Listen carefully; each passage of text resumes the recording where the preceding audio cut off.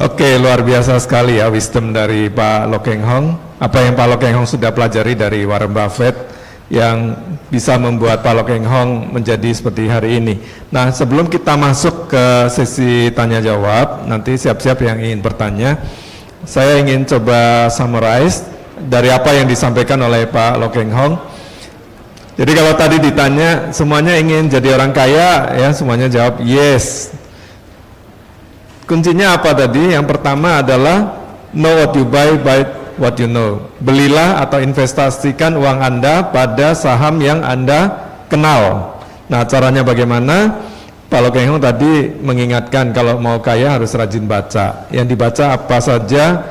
Mulai dari annual report, laporan keuangan perusahaan, buku-buku yang bergizi. Ini ada Pak Parahita, ini teman saya, ini rajin baca buku ya, ilmunya banyak ya. Jadi di dalam buku ada rumah emas ya, ini mesti kita ingat-ingat. Itu yang pertama.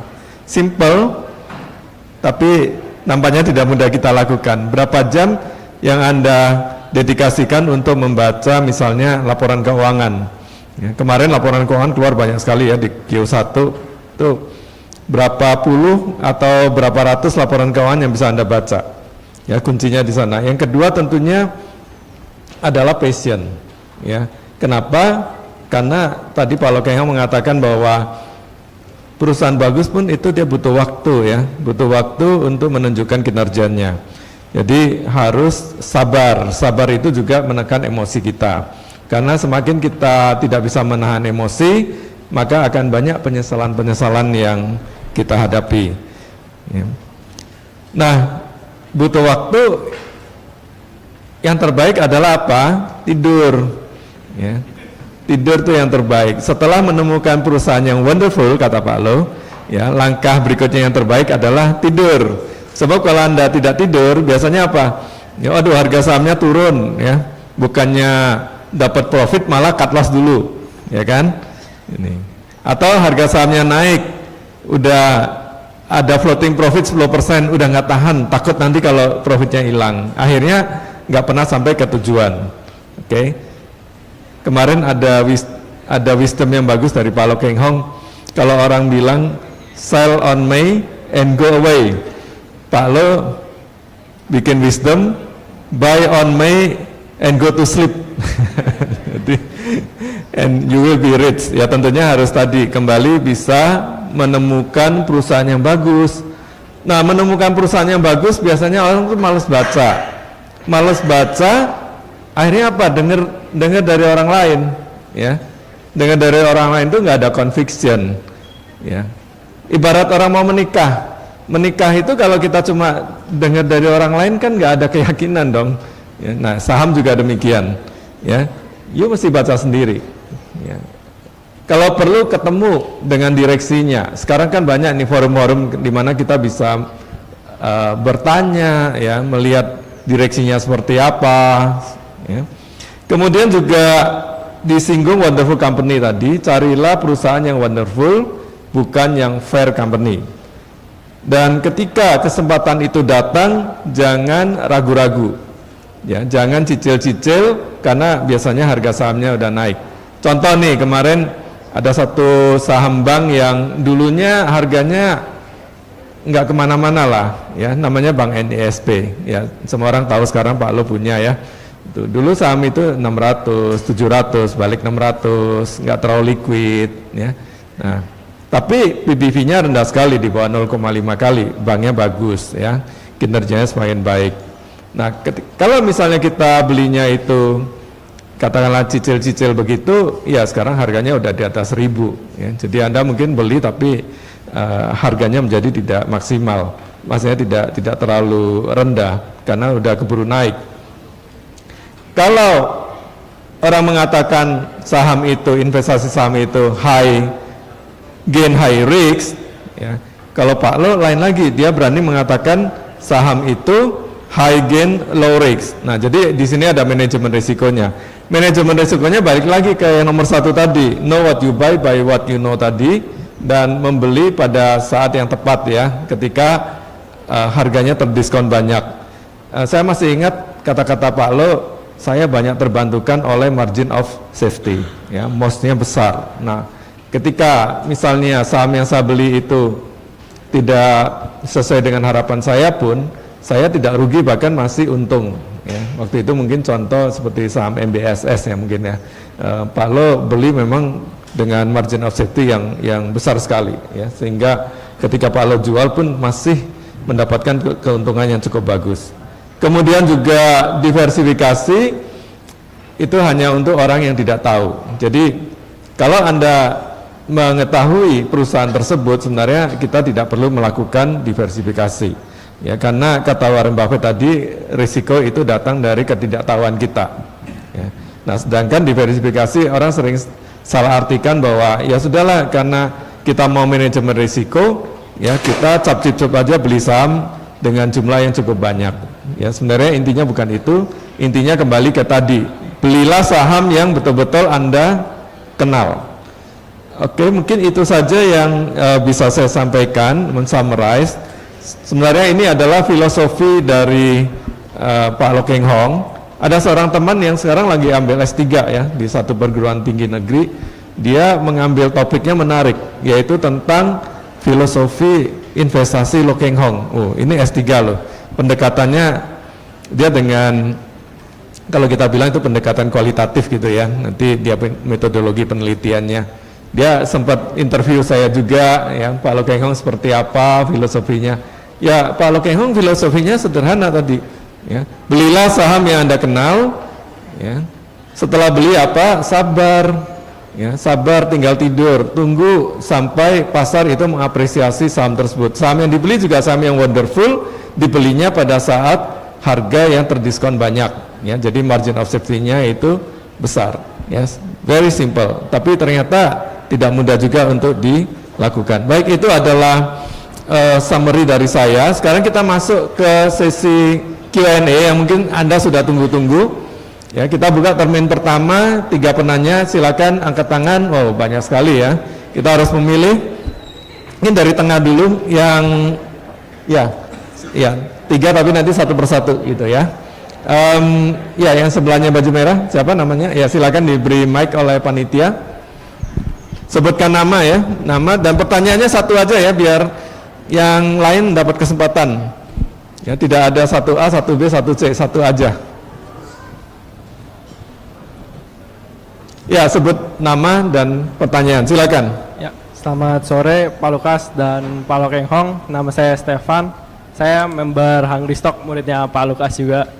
Nah, saya mau nanya, yang pertama, Peter Lynch mengatakan kalau tetangga kita beli di harga 10, terus kita beli kalau saham itu turun ke 1, ya kalau saham itu ke 0, kita hilang 100%. Nah, saya mau tanya ke Pak Loh, bahwa perusahaan yang Pak Loh beli itu kenapa bisa tidak akan bangkrut? Contohnya waktu Pak Loh beli UT waktu tahun 98, itu ekuitasnya saya lihat 25 miliar. Kasnya 366 miliar dan rugi dalam 2 tahun itu terakhir utang jangka pendeknya itu 3,3 triliun. Dan dia juga melakukan restrukturisasi. Yang research di Harvard mengatakan bahwa kemungkinan suksesnya hanya 22%. Ya, saya mau tanya decision itu sih Pak, yang waktu tahun 98 beli UT waktu ekuitasnya 25 triliun dan dia kemungkinan tidak bisa bisa membayar utang jangka pendeknya. Ya, gitu. Oke, satu dulu aja ya, biar gantian Stephen. Baik, jadi pertanyaannya dari Stephen, waktu Bapak beli UT Pak, kenapa dengan probability kebangkrutan cukup tinggi tapi ternyata nggak bangkrut juga gitu? Mungkin apa pertimbangannya? Saya belum tahu, menurut Harvard tingkat keberangkutannya berapa?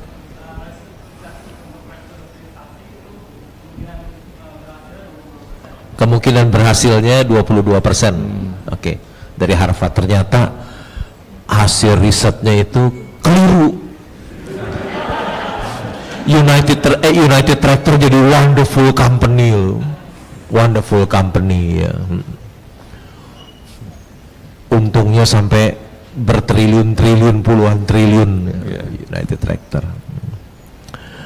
Saya membeli pada waktu itu karena memang perusahaannya posisi rugi. Tapi kita lihat kalau operating profitnya cuan, untung 1,1 triliun laba usahanya, operating profitnya laba 1,1 triliun. Itu karena rugi, itu karena forex loss.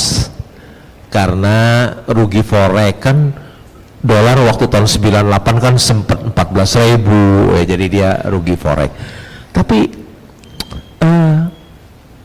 forex loss itu bisa berubah jadi forex gain kalau rupiahnya bukan permanen ya. Jadi kalau rupiahnya menguat jadi forex gain, balik untung lagi. Jadi yang paling penting itu operating profitnya, usahanya masih untung 1,1 triliun, laba usahanya masih untung waktu itu. Aneh ya, teman-teman saya pada bilang, tahu nggak kalau kamu datang ke kantor UT di Pulau Gadung, alat beratnya nggak laku loh, nggak laku alat beratnya. Siapa yang mau beli alat berat? Nggak ada yang beli. Lihat, sepi. Datang ke Cakung deh United Tractor, sepi, nggak laku. Betul, United Tractor kalau ke kantornya alat beratnya nggak laku. Tapi ingat, usahanya UT ada di hutan, nggak bisa lihat, ada di hutan. Dia punya PAMA, Persada Nusantara, itu coal mining contractor terbesar di Indonesia. Hampir semua tambang pakai dia ya. Contohnya Kideko Jaya Agung punya Indika pakai PAMA. Indo Tambang Megaraya juga pakai PAMA kontraktornya. Tentu aja kalau ke kantor pusat ya sepi, nggak ada yang beli alat berat. Tapi ke hutan, kerjaannya banyak sekali itu di hutan. Lagi ngambilin batu bara ya. Utangnya dolar, ada forex loss. Tapi kan kontrak dia, coal mining kontraktornya, kontraknya semua dalam US dollar. Sebetulnya natural hedge, secara alamiah dilindungi ya, jadi nggak usah takut ya. Makanya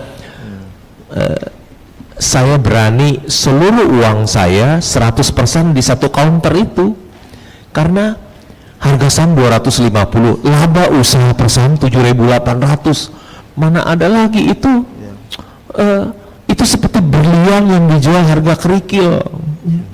Suruh beli cicil-cicil, enggak lah, diversifikasi enggak, semua saya dorong semua, karena nggak bisa beli yang lain, nggak bisa melakukan diversifikasi, nggak bisa, karena laba usaha per saham 7.800, harga saham 250, itu seperti bukan beli Mercy harga bajai, itu beli berlian harga kerikil gitu. Jadi Harvard pun salah. Oke. Baik, kita lanjut ke pertanyaan yang kedua. Ya, ini sayap kanan, silakan Mas, yang di depan ini. Ya, maaf ya, satu orang satu pertanyaan saja supaya bisa kebagian banyak. Ya, perkenalkan saya Ardi. Saya ngikutin beberapa YouTube dan juga Zoom yang ada Pak Lo-nya. Dan dari situ saya tahu kalau misalnya prediksi Pak Lo mengenai Intiland sama Gajah Tunggal itu benar. Q1 ini dia udah positif gitu kan. Nah, yang ingin saya tanyakan Pak, menurut Pak Lo berapa harga wajar dari Gajah Tunggal maupun dari Intiland? Sebelum dijawab, Mas Arfi ya? Ardi punya sahamnya nggak nih dua-duanya? Punya Pak. Oh ya udah. Kalau nggak punya nanya itu nggak usah dijawab. Belum beli. Silakan Pak Lo, Ardi. Enak aja lo. Gua yang hitung capek-capek, lu mau tahu aja.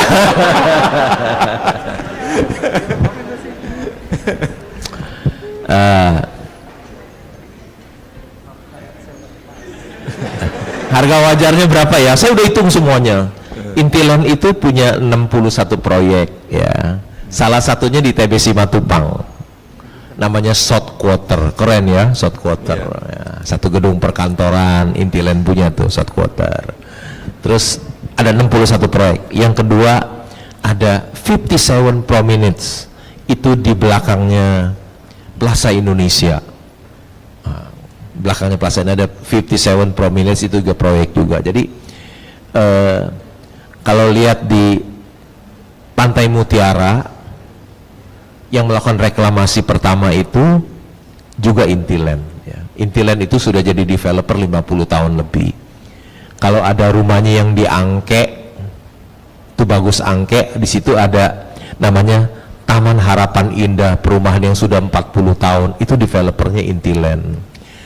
Kalau ada yang tahu tentang Surabaya, ya banyak sekali Surabaya, Intiland, Jakarta dan Surabaya. Ada yang namanya perumahan Graha Family, yang di tengahnya ada lapangan golf Graha Family, yang tinggal sultan-sultannya Surabaya, itu yang developernya juga Intiland ya. Berapa sih proyeknya semuanya, harga wajarnya? Saya hitungin ya, saya udah hitung nih, capek nih hitung.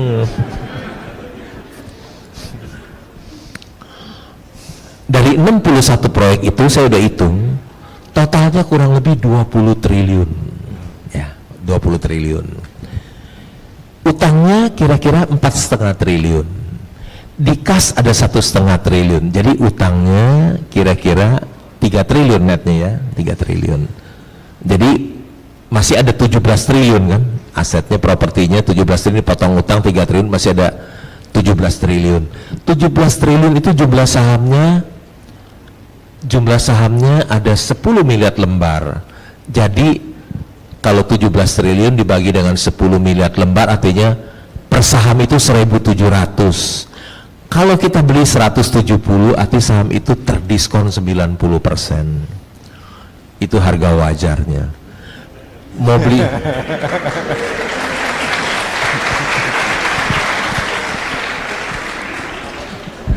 kalau nggak percaya nanti hitung lagi di rumah ya.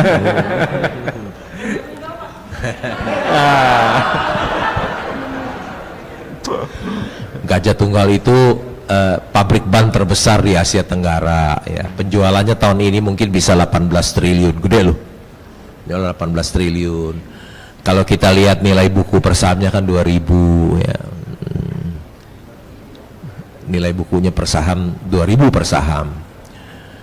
Utangnya pun semakin hari semakin mengecil ya.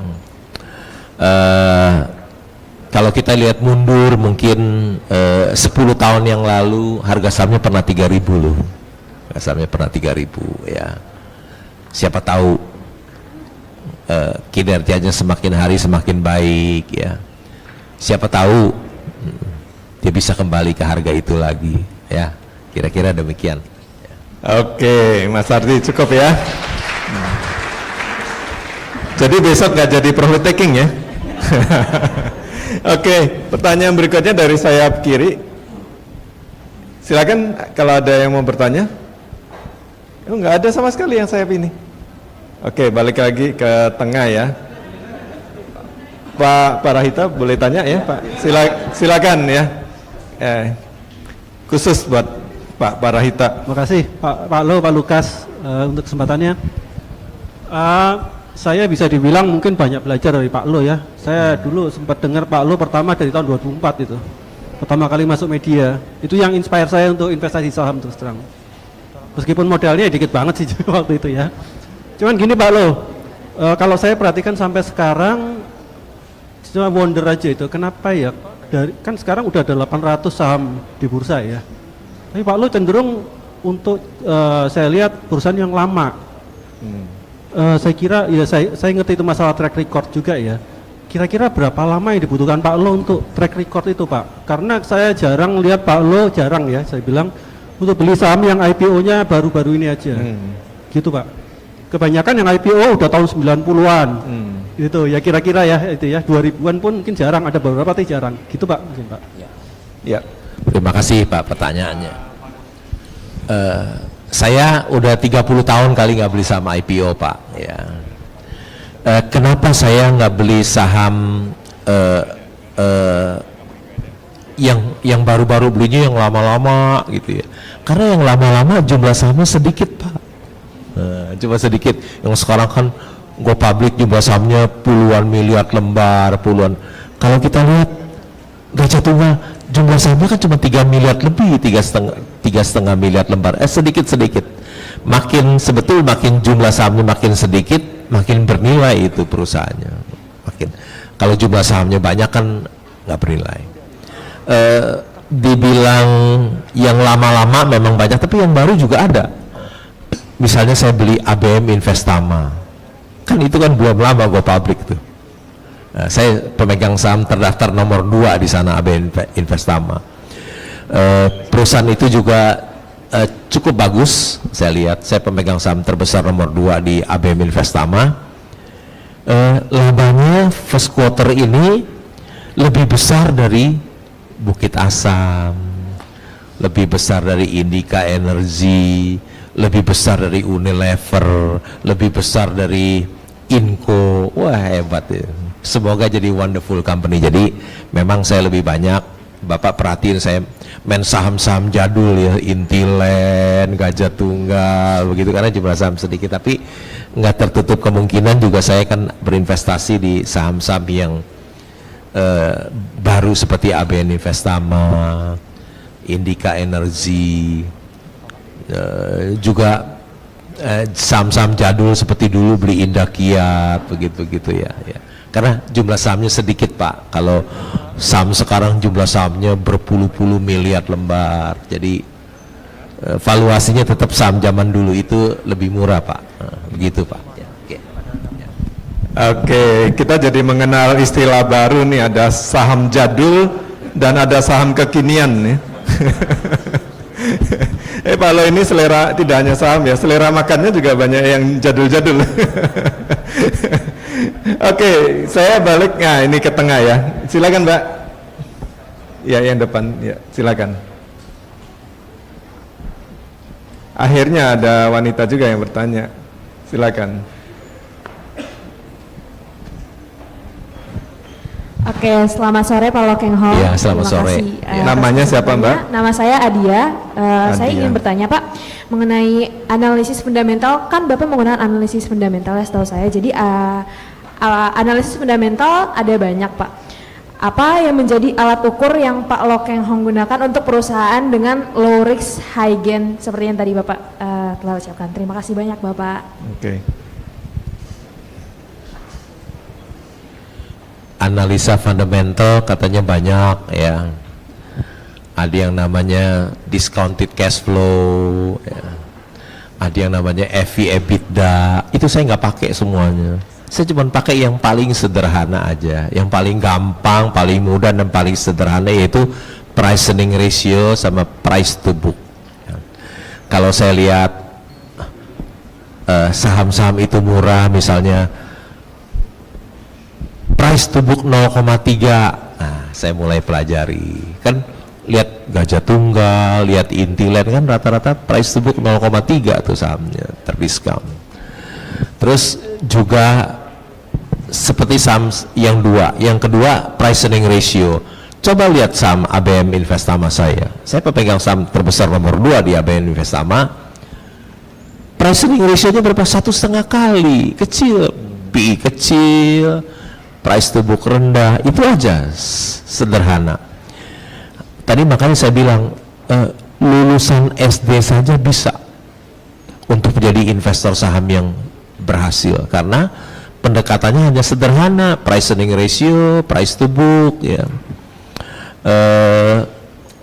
Itu analisa yang paling mudah, paling sederhana, tapi kita mesti ingat, simple is perfect. Yang sederhana itu yang sempurna. Kenapa orang bikin analisa yang ruwet-ruwet, bikin discounted cash flow, bikin EV EBITDA segala macam? Kenapa susah? Karena kalau susah bisa dibayar mahal. Kalau mudah kan pendekatannya price earning ratio, oh gampang gitu, ngapain saya bayar kamu konsultan mahal-mahal, kan nggak usah. Bikin yang rumit. Kalau ada yang mudah, kenapa bikin yang mudah, bikin yang rumit, biar kamu pusing, biar dia juga dibayar mahal, ya kan. Sebetulnya analisa yang sederhana itu, simple is perfect, yang sederhana itu yang sempurna loh. Saya dari dulu hanya pakai pendekatan itu aja 2, price earning ratio, price to book. Rata-rata saham saya price to book hanya 0,3, kalau berdekatan price earning ratio juga cuma 1,5 kali seperti ABM Investama gitu ya. Oke, ya, jadi simple and happy investor, ya, tagline-nya itu, simple and perfect, ya. Oke, kita lanjut. Ini dulu nih, yang kanan lagi, Mas yang pakai baju hitam, kaos hitam di depan, ya, silakan, singkat padat. Oke, masih ada waktu 10 menit ya, teman-teman yang lain siap pertanyaan.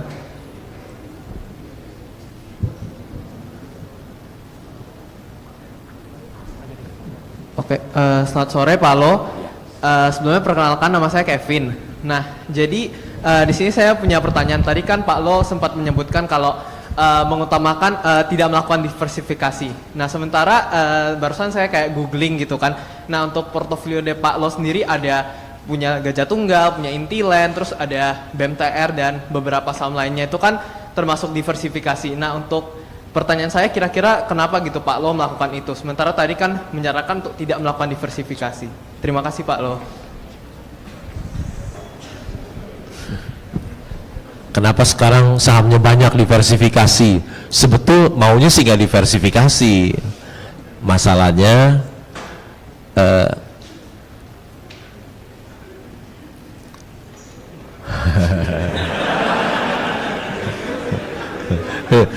sahamnya habis, duitnya masih banyak, masih beli yang lain.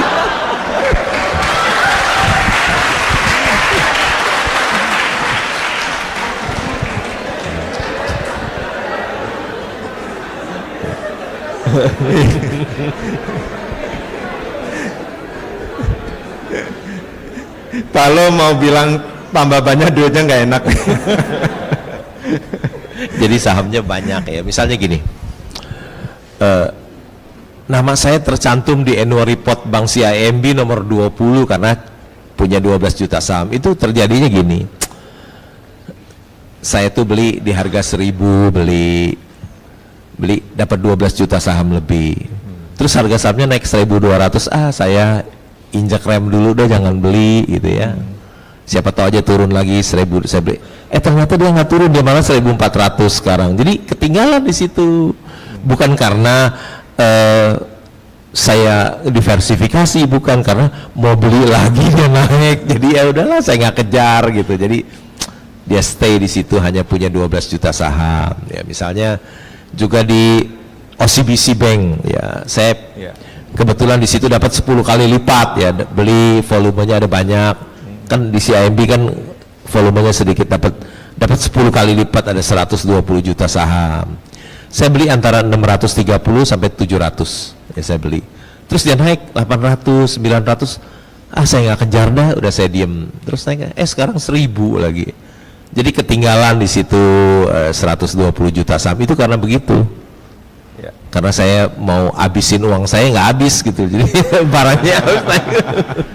Uangnya kan banyak sekarang, gitu. Barang yang tersedia nggak begitu banyak. Jadi masih ada sisa uang banyak. Jadi untuk jadi sahamnya juga banyak sekarang.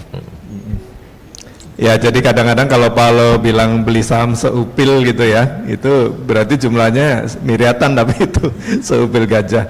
Mungkin ini menarik ya, kalau kita buka kuis gitu, ayo coba tebak berapa sih jumlah saham Pak Lo ya, yang ada di portofolio. Wah, yang bisa tepat nanti dapat buku gitu. Ini joke aja. Yang saya tahu ada 23 ya, 23. Tapi saya nggak tahu mana yang udah dijual, mana yang masih dipegang. Yang saya tahu ya, ada 23. Mungkin Anda tahu berapa? 7, 6? Bu Olivia tahu berapa jumlah sahamnya Pak Lo? Oke, kita lanjut. 2 penanya lagi deh karena waktu ya. Itu ada yang sebentar. Saya mencari wanita lagi, ada nggak di sini? Wanita tuh. Mana? Tuh, Pak, tuh. Oh iya, yang wanita silakan. Ya. Dua tuh wanita. Ya, yang di belakang. Ya, silakan.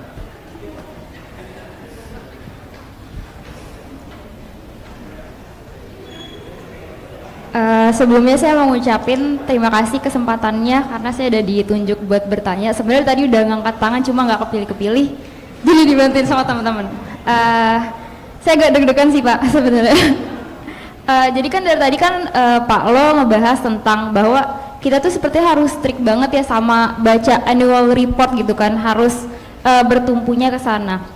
Tapi Pak, sebagai investor pemula seperti saya nih, misalnya dari segi analisa fundamental, dari top to down analisisnya, saya ngerasa emiten yang saya pilih ini ternyata wonderful company gitu Pak. Tapi kan kadang ada kejadian yang kayak di luar kontrol yang membuat seolah-olah kinerja saham tersebut turun ya. Contohnya Pak, saya pernah menganalisis saham Adro dan itu bagus sih dari segi finansialnya dan lain-lain. Tapi then kan ada kayak kabar di luar annual report seperti dia mau membuat PLTU dan kemarin jadi ada case-case di mana investornya tuh nggak setuju gitu Pak. Nah, ketika terjadi kejadian buruk di luar annual report, kan itu akan mempengaruhi kinerja sahamnya turun. Bagaimana Bapak membuat keputusan investasi bahwa sebaiknya saham ini dilepas atau dipertahankan di luar dari annual report yang bagus? Terima kasih Pak. Ya. Terima kasih atas pertanyaannya. Menurut saya tetap kita berpegangan kepada laporan keuangan dan annual report ya. Kan Adaro itu kan labanya besar sekali ya. Kalau tidak salah tahun lalu labanya 38 triliun. Tahun lalu labanya lagi 38 triliun. Jadi kalau ada insiden, ada orang yang tidak setuju mau bangun PLTU, rasanya itu tidak berpengaruh apa-apa ya, tidak berpengaruh apa-apa, nggak ada pengaruhnya sama sekali ya. Yang mempengaruhi harga sahamnya turun karena harga batu bara turun itu lebih. Kalau harga batu bara turun tentu labanya juga akan menurun. Kalau labanya menurun ya otomatis harga sahamnya turun. Harga sahamnya turun bukan karena ada insiden seperti itu, tapi harga sahamnya turun karena memang harga batu bara turun. Tetap kita berpegangan kepada fundamental perusahaan ya. Insiden-insiden kecil itu tidak ada pengaruh apa-apa sama sekali. Kira-kira demikian jawaban saya. Oke, cukup ya. Boleh satu lagi dari panitia? Satu lagi ya. Ya, wanita lagi boleh ya, biar imbang. Selamat siang Pak Lo, saya dengan Kristiana. Pak, saya mau bertanya Pak, untuk saham-saham cyclical seperti batu bara Pak, itu kapan sih Pak kita tahu oh ini udah mulai siklusnya udah mulai surut nih atau belum Pak? Karena kan sekarang katanya batu bara nih orang pada bingung nih, masih mau bertahan apa mau keluar karena siklusnya sudah habis. Terima kasih Pak. Terima kasih atas pertanyaannya. Tidak ada seorang pun yang bisa menjawab pertanyaan itu. Karena apa? Karena hari esok itu misteri ya. Tidak ada seorang pun yang tahu dengan pasti apa yang akan terjadi hari esok ya. Mengenai harga batu bara yang sudah mulai menurun, lebih rendah tahun 2023 dibanding tahun 2022, tapi kita semua berharap dia bisa bertahan di harga sekarang ya, karena harga sekarang termasuk masih tinggi ya. Saya termasuk yang punya saham di tambang batu bara juga masih berharap dia bisa bertahan di harga sekarang. Kalau dia bisa bertahan di harga sekarang aja udah labanya udah luar biasa besar. Kira-kira demikian ya. Oke. Baik, dari panitia udah habis waktunya. Satu pertanyaan lagi boleh? Oke, siapa nih? Satu pertanyaan lagi. Ini yang di depan deh, yang udah susah payah pakai jas ya dari panitia. Silakan perwakilan dari panitia.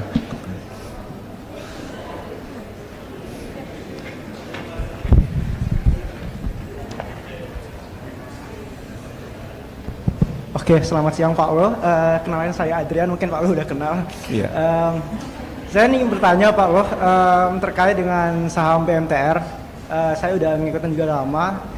Saham BMTR juga perusahaan yang bagus, labanya besar, triliunan, PER-nya di bawah 4, PBV juga 0,3. Mungkin pertanyaan saya simpel, ada nggak sih Pak conviction lain selain rasio-rasio tadi yang membuat Bapak semakin yakin dengan saham BMTR? Mungkin dari giginya atau mungkin dari Bapak mungkin tahu kalau saham itu ada corporate action di depannya, merger atau bagaimana Pak? Mungkin itu sih dari saya. Terima kasih Pak Lo.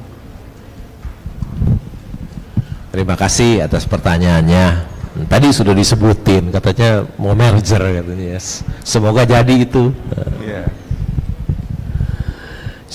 Semoga seperti yang disebutkan tadi ya bisa terjadi karena kalau sekarang harga sahamnya misalnya 290, nilai buku per sahamnya kan di atas 900 ya, di atas 900. Ya tentu saja kita berharap penilai bisa menilai seperti di harga bukunya itu loh. Kalau bisa menilai di harga nilai buku per sahamnya tentu tinggi sekali ya dibandingkan dengan harga sekarang. Tentu saja kalau seperti yang kita harapkan itu terjadi ya bisa naik harga sahamnya ya, kira-kira gitu. Semoga terjadi ya. Itu pun juga yang saya nantikan ya. Demikian ya. Oke. Cukup? Oke, ya terima kasih. Kita akhiri sesi tanya jawab ini. Luar biasa ya, dari siang sampai sore kita banyak sekali mendapatkan knowledge, insight. Nah sekarang tinggal dipraktekkan. Universitas Indonesia ini adalah salah satu the best university ya di Indonesia, dan juga for your information, universitas ini menjadi pilihan putra dari Pak Lo Keng Hong. Boleh dong kita perkenalkan Philip di depan, berdiri Philip ya. Philip ini adalah putra bungsu Pak Lo Keng Hong. Beliau ini lulusan alumnus dari Fakultas Teknik ya, Teknik Mesin ya, UI, dan sekarang sudah hampir menyelesaikan S2-nya di University Malaya ya. Wah luar biasa. Kita beri tepuk tangan pada Philip. Ya. Nah saya yakin dari kampus ini nanti akan muncul Lo Keng Hong baru. Ya. Amin. Ya. Pak Lo Keng Hong dan saya mengucapkan banyak terima kasih atas undangan dari UI. Sebelumnya saya akan tutup dengan seperti biasa pantun ya. Boleh ya berpantun ya? Ya, tapi ini susah loh ngerancang pantunnya, ini udah 7 hari 7 malam. Tapi tadi bilang cakep ya. Ya ini. Siap? Ya. Makan roti pakai serikaya. Nikmatnya tidak bisa bohong. Kalau Anda ingin kaya, yuk ikut caranya Lo Keng Hong.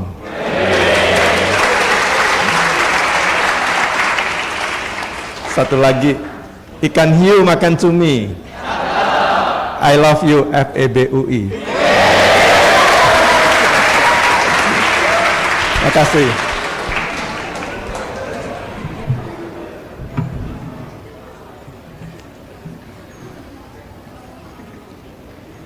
Kembalikan kepada panitia.